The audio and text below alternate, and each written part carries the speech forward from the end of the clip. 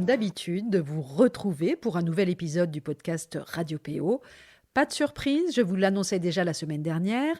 Comme promis, je vais vous parler aujourd'hui de la FFPO, Fédération francophone des professionnels de l'organisation, fédération que j'ai cofondée en 2017 et présidée d'avril 2017 à avril 2019 et donc que je connais forcément très très bien.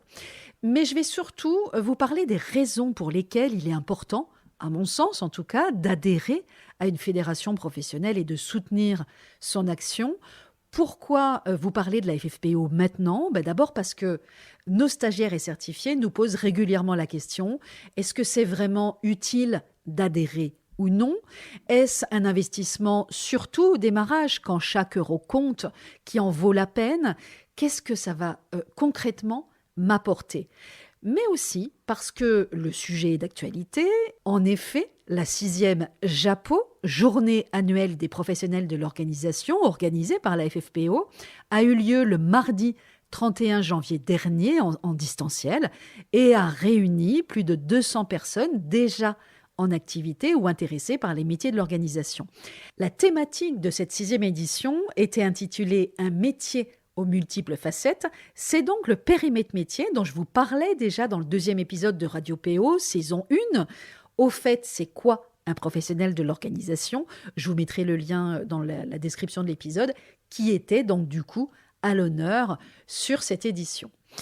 J'ai eu donc à cette occasion, et vous avez peut-être d'ailleurs participé à cette JAPO, la joie sincère de participer à un débat d'experts sur la formation, animé par Pascal Révon, qui est une de nos consoeurs, aux côtés donc de 2 autres consoeurs à la fois PO et formatrice, Pauline Levasseur, qui est fondatrice du réseau By Pauline et qui est l'actuelle présidente de la FFPO, et Élodie Boulard, fondatrice de la Fée du Tri, sur le thème passionnant « Est-il nécessaire de se former pour être professionnel de l'organisation ? Faut-il se former pour exercer le métier de PO ? Existe-t-il des formations certifiantes ou qualifiantes ? Comment bien choisir sa formation ? Quels sont les différents formats de formation ? Quels conseils donner aux personnes qui s'intéressent au métier ? Etc., etc. Alors, autant vous dire que les échanges ont été riches et il nous aurait fallu, moi ça m'a un petit peu frustrée, non pas 40 minutes, c'était le débat d'experts sur 40 minutes, mais au moins et à minima 1h30, si ce n'est plus, pour approfondir le sujet et répondre à toutes les questions. Alors forcément, la thématique de la formation dans ce domaine-là, c'est au cœur véritablement de notre activité, puisque vous le savez, nous sommes un organisme de formation certifié Calliope et que l'Académie des pros de l'organisation, que j'ai créée en 2018 et qu'on développe chaque jour avec passion avec Barbara, a déjà formé sur 3 mois et certifié 336 professionnels de l'organisation, plus notre promotion janvier 2023 qui est en cours avec 30 stagiaires, et ce, dans les 4 champs d'expertise du métier de professionnel de l'organisation, le home organizing pour le tri, le désencombrement, l'optimisation et le rangement des espaces de vie, mais aussi le office organizing pour tout ce qui touche aux espaces de travail et à la gestion des documents numériques et papier, le home management pour l'organisation familiale ou l'organisation du quotidien, et enfin toute la partie gestion du temps et plus largement tout ce qui touche à l'efficacité pro et à l'équilibre vie pro, vie perso. Mais revenons à nos moutons, à savoir aujourd'hui l'importance d'adhérer à une fédération professionnelle et de soutenir son action. La fédération, la FFPO, si vous allez sur son site, et là encore je vous mettrai les liens, etc., a elle-même identifié 8 bonnes raisons d'adhérer, donc d'adhérer à la fédération. Raison numéro 1, adhérer pour soutenir le métier, et je suis bien d'accord, pour moi c'est la raison numéro 1. Alors, je les cite rapidement. Vous souhaitez que le métier de professionnel de l'organisation soit mieux connu et reconnu. Sachez que cela dépend de nous tous. Vous avez la possibilité de participer de façon active au développement, à la structuration et à la professionnalisation, mais aussi à la reconnaissance du métier. Et ça, effectivement, c'est absolument fondamental. Raison numéro 2, adhérer pour donner un gage de qualité à vos clients. Ils savent que vous respectez le code déontologique du métier, et effectivement, c'est important. Raison numéro 3, adhérer pour les échanges avec vos pairs. Alors, vos pairs, P-A-I-R-E-S, pardon. Et la FFPO nous dit qu'elle organise chaque mois un atelier de co-développement en visioconférence qui réunit à chaque fois donc 10 membres de la fédération afin de partager ensemble des pistes de réflexion sur des thèmes de développement. Et ça, à mon sens, c'est très important aussi pour se sentir entouré, pour se sentir moins seul quand on se lance dans ces nouveaux métiers et quand on se lance aussi, et parfois pour la toute première fois, dans l'entrepreneuriat. Donc faire partie d'une communauté de professionnels de pairs, justement, c'est très utile, surtout évidemment quand on en ressent le besoin. Raison numéro 4, adhérer pour appartenir à une fédération professionnelle. Je cite encore la FFPO avec la possibilité de le mentionner dans vos outils de communication et notamment à travers l'utilisation du macaron membre FFPO durant toute la période de votre adhésion sur votre site internet et vos outils de communication. Raison numéro 5, adhérer pour intégrer le groupe Facebook d'échanges exclusivement réservé aux membres adhérents et être inscrit à la newsletter mensuelle réservée aux membres. Raison numéro 6, adhérer pour participer aux rencontres réservées aux membres qui nous permettent d'échanger sur nos expériences et de développer de nouvelles compétences et expertises. Raison numéro 7, être couvert, et ça c'est important aussi. Je vous en reparlerai d'ailleurs à une autre occasion, mais vous trouverez aussi tout le détail sur le site de la FFPO, être couvert par un contrat de médiation. Et il faut savoir justement que la FFPO, elle a souscrit, et vous savez que c'est une obligation aujourd'hui pour toutes les personnes qui entreprennent, a souscrit un contrat collectif de médiation à la consommation, et tous les membres sont couverts par ce même contrat sans surcoût. Et ça, c'est quand même un point aussi qui me semble quand même très intéressant. Et puis, raison numéro 8, donc c'est la dernière mise en avant par la FFPO, adhérer pour être référencé sur l'annuaire du site avec donc un portrait complet pour les membres confirmés. Alors, je partage évidemment sans réserve ces 8 raisons, mais j'aimerais revenir aussi aux sources et vous partager ce qui nous a amené à créer de toutes pièces une fédération pour que vous puissiez bien saisir d'où nous venons, mais aussi, par conséquence, la chance que nous avons aujourd'hui d'avoir une fédération professionnelle qui nous représente. Parce que, il faut le savoir, on vient, ni plus ni moins, d'une page blanche. On est parti tout simplement de rien et on s'est retroussé les manches à plusieurs pour construire de toutes pièces une fédération professionnelle, alors que c'est quand même important de s'en souvenir et de le savoir. Ce n'était absolument pas notre métier, justement, de créer une fédération, vous vous en doutez. Alors, je vais ça va être un petit peu retour vers le futur. Je vais remonter le temps alors pas très loin non plus, mais jusqu'en 2015. Nous sommes plusieurs professionnels de l'organisation, développant notre activité, chacune avec nos spécificités et nos différences, ce qui est d'ailleurs toujours le cas aujourd'hui, et c'est tant mieux, et œuvrant chacune dans notre coin, en France, en Belgique et en Suisse. Nous nous connaissons pour certaines d'entre nous, et pour d'autres, nous ne connaissons que le nom, et encore de loin. Certaines sont en activité depuis quelques années déjà, c'était notamment le cas de Pauline et de moi, et pour d'autres, le lancement était plus récent. Puis, l'idée nous est venue de nous réunir pour évoquer l'idée de la création d'une fédération professionnelle, en tous les cas pour en parler au moins. Alors, je ne vous cache pas qu'à ce moment-là, mon entreprise battait déjà son plein. Je travaillais seule et autant vous dire que je ne chômais pas. Et oui, Barbara, mon alter ego, ne travaillait pas encore à mes côtés et je savais que la création d'une fédération professionnelle représenterait clairement un travail monstrueux. Et je peux vous dire que l'avenir m'a donné plutôt raison. Pour être tout à fait honnête, sur le moment, j'étais pas super chaude, pas super partante pour m'investir dans le projet. Et je me souviens des discussions qu'on avait par téléphone avec Pauline sur le projet déjà. Bon, je vous passe les détails. Je me laisse finalement convaincre et me voici embarquée dans une série de réunions en visioconférence, parfois d'ailleurs sur une journée entière, ou en présentiel sur Paris à plusieurs reprises, pour poser justement les fondations de la FFPO que vous connaissez aujourd'hui. 2 années, 2 années d'échanges et de travail nourri ont été nécessaires pour aboutir en avril 2017 à la création officielle de la fédération. Alors, au final, alors que je craignais que ce projet ne me prenne trop de temps, justement, j'ai fini par accepter le poste de présidente. Alors, je ne vous cache pas, après mûre réflexion quand même, que j'ai tenu, enfin, je l'espère en tous les cas, avec engagement et fierté pendant 2 longues années très intenses, puisqu'il a fallu construire beaucoup de choses, jusqu'à la nouvelle Assemblée générale d'avril 2019, où j'ai renoncé consciemment à mon poste de présidente. Et je vais profiter justement de cet épisode et de ce retour un petit peu aux sources de la FFPO pour répondre à une question qu'on me pose souvent, justement pourquoi je suis partie du bureau et pourquoi j'ai renoncé consciemment donc à mon poste de présidente. Je vais vous répondre donc très clairement, parce que d'une part, la charge de travail entre le développement de nos projets avec Barbara au sein de Temps et Équilibre, Barbara donc, qui m'a rejointe début 2019, et le développement de la FFPO, cette charge de travail, elle était clairement devenue trop importante.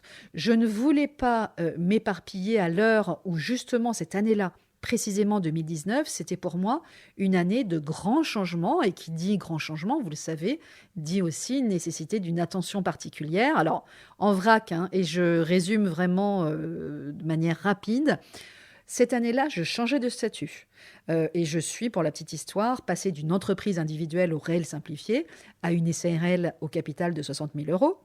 J'embauchais Barbara à temps plein. Je prenais des bureaux dans le quartier affaires de Montpellier, un quartier qui s'appelle Port-Marianne. Je changeais de marque et je suis passée, si vous me suiviez à l'époque, de Zen Organisé à Temps et Équilibre.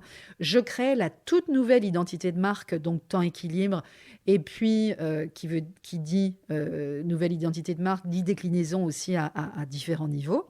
Je mettais un point final au blog qui m'a construite, Zen Organisé, après 8 années de blogging, après plus de 400 billets et 2,5 millions de lectrices.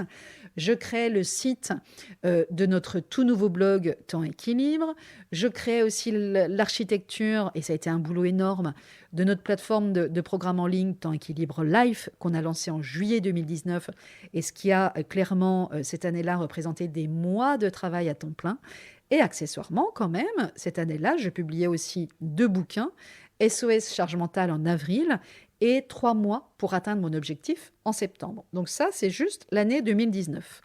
Donc, autant vous dire que j'avais besoin d'être particulièrement centrée, vraiment au sens premier du terme, parce que ces changements, ils étaient aussi autant de risques pris en tant que chef d'entreprise.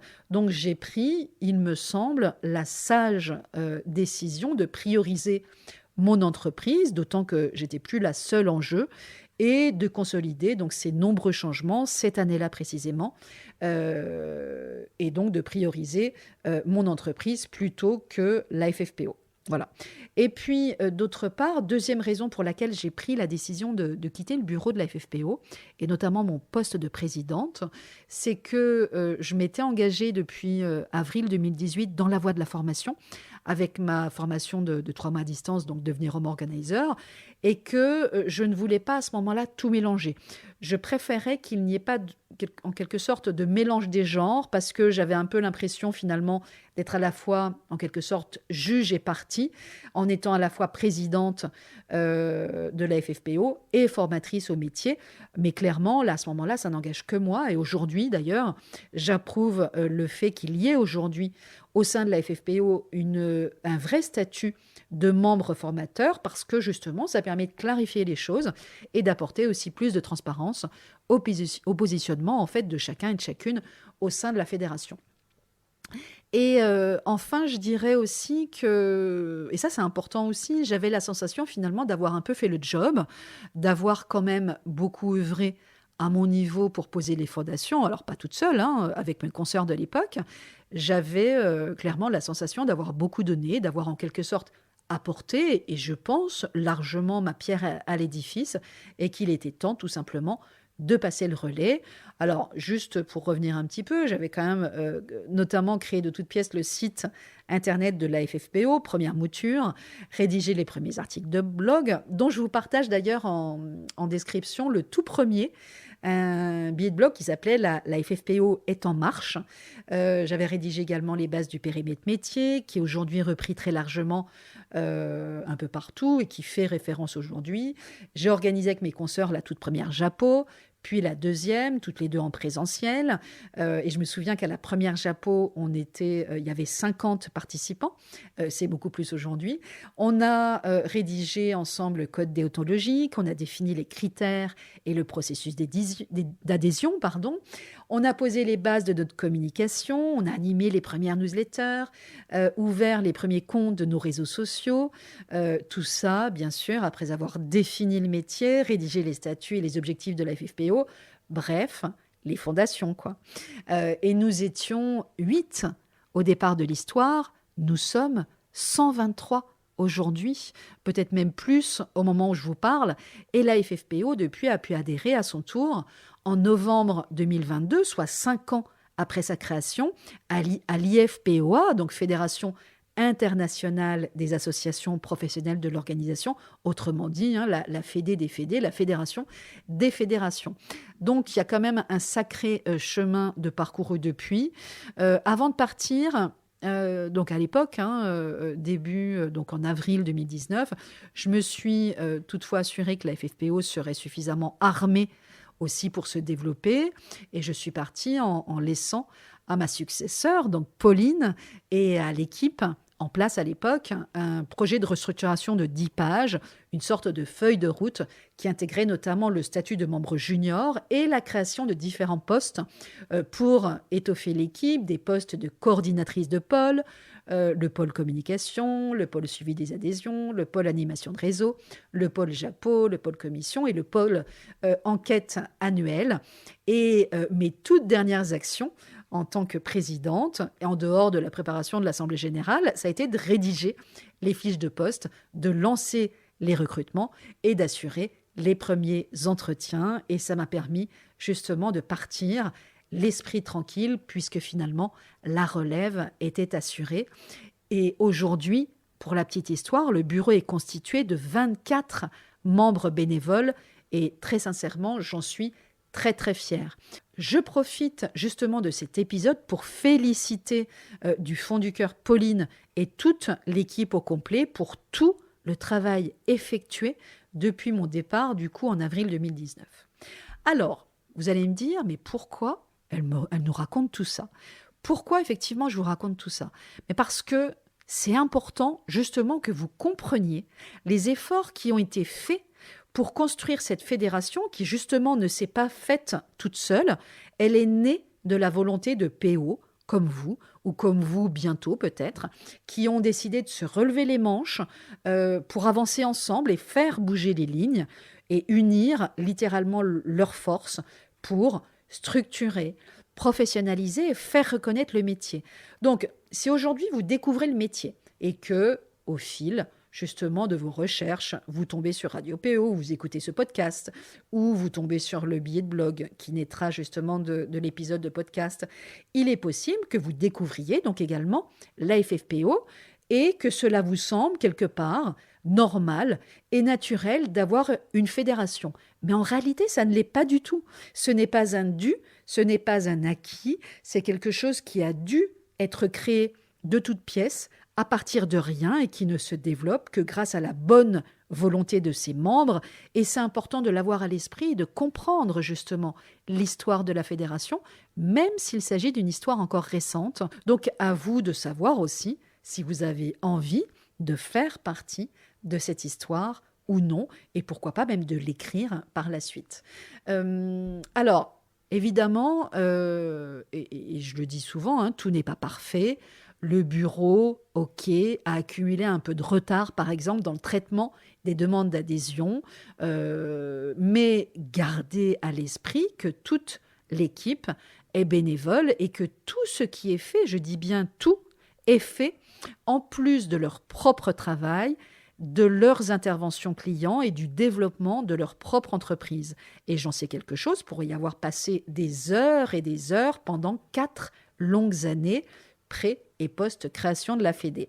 Donc, que l'on adhère ou pas, que l'on soit d'accord ou non avec tel choix ou tel autre, un grand chapeau à celles qui ont décidé de prendre de leur temps que nous savons tous et toutes si précieux pour s'engager concrètement dans le développement et la reconnaissance de notre si beau et si riche métier. Aujourd'hui, je ne fais plus partie du bureau, je suis forcément moins impliquée, et puis j'ai pris mes distances, hein, c'est normal, mais Barbara et moi, on continue à être membres confirmés et parmi les tout premiers membres formateurs, hein, parce que je crois que nous sommes que 3 aujourd'hui membres formateurs, donc adhérents de l'association, et nous ne ratons pas une occasion de parler de la FFPO ou de relayer ces infos.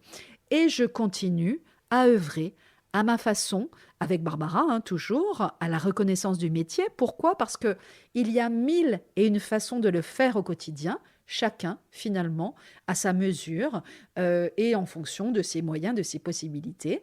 C'est ce que l'on fait, par exemple, à travers le podcast Radio PO, justement, qui est le premier podcast dédié au métier de l'organisation par et pour les pros de l'organisation, mais aussi, par exemple, à travers l'opération Oser changer, qu'on a eu la chance de copiloter pendant 2 ans.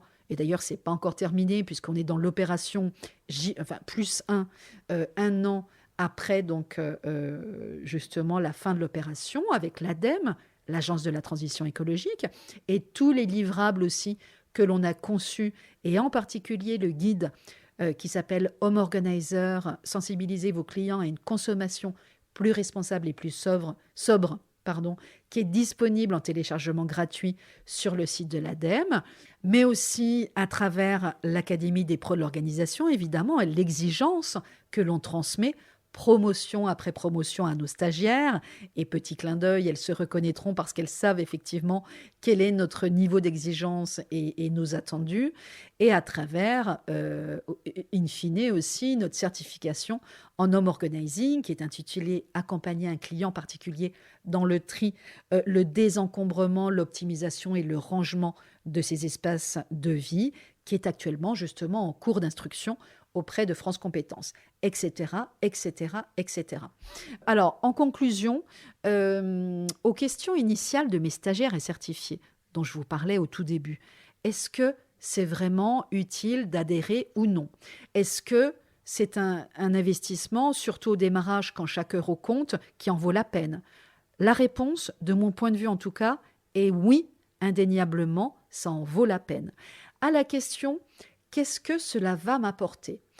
Alors, c'est un petit peu différent. À cette question, je dirais aussi qu'adhérer à une fédération, ou même d'ailleurs à une simple association, ce n'est pas une relation à sens unique dans lequel on vient juste prendre, on vient juste consommer et pas donner en échange. Adhérer à une fédération, c'est donner et c'est recevoir, ou c'est recevoir et donner, peu importe le sens dans lequel ça se passe, de son temps, notamment de son énergie, mais c'est aussi, et ça c'est important aussi, il faut dire les choses, soutenir financièrement l'action de la fédération, en participant aux événements, en adhérant justement, en relayant les informations à sa communauté, parce que, on le rappelle, les membres sont bénévoles, la fédération n'est pas subventionnée et elle a besoin d'argent pour financer, par exemple, ses actions de communication ou pour payer les prestataires qu'elle sollicite, une agence de RP pour la SOR, Semaine de l'organisation et du rangement, justement en 2022, ou pour payer une personne pour s'occuper des réseaux sociaux, etc., etc.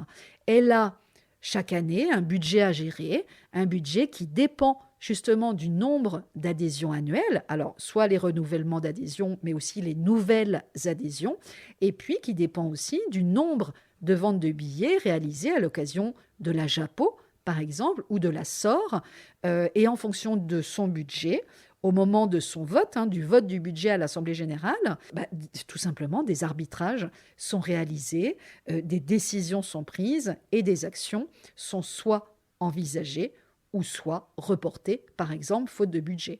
Donc c'est important aussi de prendre en compte cet aspect-là aussi. On est tous finalement en quelque sorte des porte-drapeaux de notre métier. Et ça, c'est un point qui est important aussi. Je terminerai là-dessus. Vous soutenez globalement l'action de la fédération chaque fois aussi que vous portez haut et fier les couleurs de notre métier. Chaque fois que vous vous battez au quotidien, par exemple, pour le faire connaître, que ce soit, on l'a tous vécu, toutes vécu, avec des amis sceptiques ou avec un journaliste, avec un client, pour que justement le métier soit valorisé et, si possible, bien valorisé. En travaillant son discours, par exemple, pour qu'on ait un discours étayé, nourri. J'aime bien souvent utiliser l'expression muscler son discours, qui soit consistant, qu'on ait des choses à dire.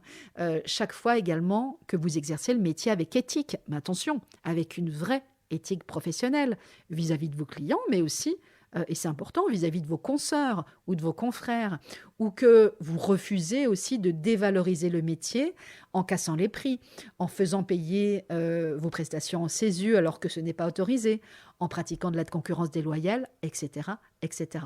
C'est donc bien au quotidien, dans l'exercice même de votre métier et dans les choix que vous ferez, que vous soutiendrez aussi l'action de la fédération. Alors, donc si vous hésitez encore ou que vous n'avez pas encore adhéré et que vous êtes déjà en activité, parce qu'il faut savoir que pour pouvoir adhérer à la fédération, il faut déjà avoir créé son entreprise. Prenez contact avec la fédération, renseignez-vous, allez sur leur site. Vous pouvez également les contacter par mail. Vous pouvez même nous contacter si vous avez des questions et on pourra soit vous orienter, soit vous répondre directement si on a la réponse. Voilà, donc tout simplement, j'espère vous avoir éclairé un peu sur la fédération et sur ce qu'elle pourra vous apporter et répondre à la question, voilà, en quoi c'est important, effectivement, d'adhérer à la FFPO et puis plus globalement, effectivement, de soutenir son action. J'ai été très longue d'ailleurs sur cet épisode. Je crois que je bats mon record en fait en termes de minutes. Mais je crois que c'était un sujet important et j'avais surtout pas envie d'oublier des points qui me semblaient importants parce que justement, la FFPO, ça nous concerne tous et toutes en tant que professionnels de l'organisation ou futurs professionnels de l'organisation. Je vous souhaite un très bon vendredi et un doux et ressourçant week-end. À très bientôt.